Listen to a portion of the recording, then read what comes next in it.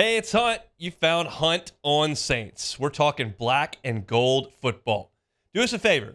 Hit the like button, share your comments below, and hit that subscription button so you can get all of our content. Enjoy. Dennis Allen met with reporters yesterday, had a chance to watch the film, and then re-meet with the reporters and kind of talk about some of the things that he saw. And the first thing that he wanted to talk about was the offensive line and their performance. It was obviously a huge question mark. It was why I didn't love the Saints in this game. Picked them to win, but in a very, very tight game. And the offensive line was pretty good by my eye watching on TV on Fox. I don't see what Dennis Allen thought. I thought those guys played well. I mean, you got to look at everything in the totality of what, we were able to do. And I said this, I think, after the game, when you run the ball like that, when you're able to be effective throwing the ball and your quarterback doesn't get hit much and you put points up on the board like that, you can't do that and have your offensive line not play well. And yet we'll have a much stiffer test this weekend. Whenever I hear Dennis Allen say "and yet," it sounds exactly like Sean Payton. It's one of those deals that you pick things up from folks you spend a lot of time around, and it just feels like that's what it sounds like. But that's inconsequential to the actual answer there, which was actually true. You can't do anything without your offensive line. If your offensive line can't play, then you can't play. If you can't run block and you can't pass block, then you can't move the ball on the ground, and you're going to get crushed, and you're going to get your quarterback hurt. And that was obviously the biggest concern for the Saints. And I think that in terms of what the Saints did on the scoreboard, just absolutely annihilating the Panthers, that's an indictment on the Panthers organization and team as a whole. But I do think if you just break it down to offensive line, defensive line, the Panthers have real proven dudes on the defensive line, and the Saints held them at bay. So I'm not going to give the Saints a ton of credit for forcing Bryce Young into turnovers because I think he stinks. And I'm not going to give the Saints just massive amounts of kudos for blowing out the Panthers. That's a great performance. I'm not trying to take completely away from it, but what I'm trying to do is, you're going to beat the Panthers because they're bad, but the Panthers' defensive line is not that bad, and the Saints blocking them up front, I think that was the most encouraging thing that I saw in the game on Sunday. Taliese Fuaga was obviously a big part of that at left tackle, and Dennis Allen spoke about the Saints' top pick. I thought his first regular season game was pretty good. And there were still too many negative plays that we've got to get corrected, and I think we will. I think the key for us is that race to improve from week 1 to week 2, and it has to be in all areas. And so I think that's what our focus is going to be. I think Fuaga right now feels like a hit as draft pick. It feels like that. It's early. And you can't make too many sweeping generalizations, but he looks the part. There was a question whether or not he could move over and play on the left side. It's not perfect. You wouldn't expect it to be perfect, but you could tell last year, and that was even in year 2, when Trevor Penning lined up across from Arden Key and those guys from Tennessee in the opener, it was pretty evident pretty early. You're like, okay, this is not great. And so that was not the case with Fuaga on Sunday. There were a couple of bad reps, but there were a lot of really, really good reps, and that's what you're looking for, and I think he's going to continue to improve and be a really good piece for the Saints moving forward at that left tackle spot.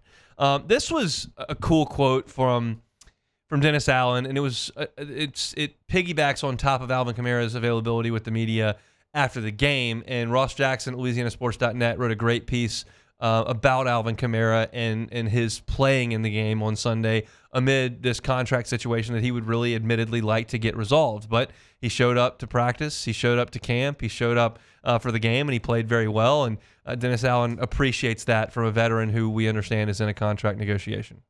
Look, Alvin's been outstanding. He showed up, came to work every day. He's been a real pro about handling his business. And look, we know that contracts are part of what we deal with in the NFL. And I think he's kind of put that to the side and just focused on the things that he can control. And that's how he goes out and plays the game. Look, here's the deal.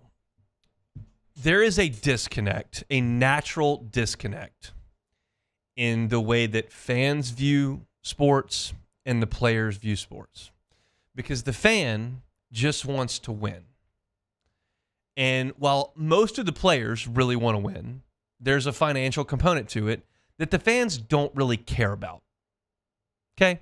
It doesn't matter to Joe's Saints fan if Alvin Kamara plays on an $8 million deal or a $4 million deal. And I could walk up and down the ramps of the Superdome to the most diehard fans on that team, and most of them could not tell you how much money Tyrann Mathieu's making in guaranteed cash this year. They could not tell you what DeMario Davis's cap hit is this year. They just that is a disconnect. And we as fans want the players to just want to play. We want them to just want to put on our uniform and go win. But we understand that there is a financial component to it that is foreign to us as fans. I heard Peyton Manning last night berating Brandon Ayuk because he missed all of camp, and then he drops a touchdown pass in the end zone, and Peyton goes, "Can we get our contract done, get into camp, get the reps, and make these plays?" And that sounds great. But you're talking about millions of dollars. Millions of dollars. My negotiation for what I am compensated for at Guarantee here didn't take very long. They tossed a number out there. I said, all right, let's go. And then we started doing radio shows. That's because it's a pretty insignificant amount of money in the grand scheme of things. The only time I've ever been in an actual negotiation that involved real dollars was selling a house. And my house was not worth $100 million like some of these NFL players are negotiating. So I can't even speak to the gravity of these negotiations.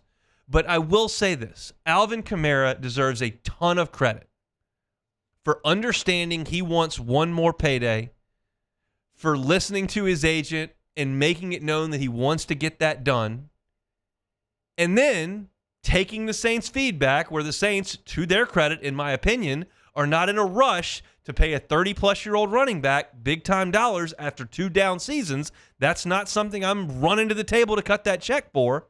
And Kamara got that feedback, understood it, and said, okay, I'm going to practice, I'm going to play, and hopefully we get this done later. He doesn't have to do that. He could pout, he could moan, he could hold out, he could sit out, he could not play, he could not answer questions from the media. He could do all those things, which happens across the league all the time. And Alvin Kamara, to his credit, left one mini-camp practice a day early to make a statement, showed up at training camp, worked out, was ready to go, in shape, ready to play in the game, goes over 100 yards for the 50th time in his career, gets in the end zone, wins the game, and goes to the post-game microphone and goes, yeah, I love this city. I want to play. I want to play. I want to win. And I want a new contract, but we'll get there. That is very, very admirable. And in this disconnect that we live in with professional athletes and fans, that one swings toward the fan side. Because Alvin Kamara is not happy with the business side of things, but he's putting it aside and going out there to play. I think that's very, very cool of him. And if you're a Saints fan, you should definitely appreciate that, as I'm sure most, if not every single one of them, absolutely appreciate Alvin Kamara. Really, from the second he showed up in New Orleans, he's been nothing but fantastic. Last piece here before we get to Glenn West. Dennis Allen talked about the Cowboys and some of the problems that they can present New Orleans coming up this weekend. We're just now getting into, starting to look at that, and yet that doesn't shock me. I think they got a lot of talented players over there on defense, and I think Mike Zimmer is one of the better defensive minds in our league, and so they'll definitely be a challenge for us to have to deal with. Really, in all 3 phases, they're going to be well coached, and they got talented players over there, so this will be a great test for us. It's a week-to-week league. We know that. I don't think the Bengals are going to cancel the season because New England came in there and won, and I don't think the Saints are destined for 16-1. And I don't think if the Saints go out there and lose by 10 points on the road, 14 points on the road, 17 points on the road, it means they're complete frauds. I think it's a week-to-week deal. I do think we get a little bit better barometer of where the Saints are going on the road to play Dallas as opposed to a home game against Carolina. I could pretty easily and compellingly make the case the Saints' most winnable game is in the rearview mirror. They get credit. They win the game. But I think if they go beat Dallas, you got to take things pretty serious. If they go lose to Dallas in a close game, I think that's fairly encouraging. They go get dusted, I don't think you just pack it up and say they stink.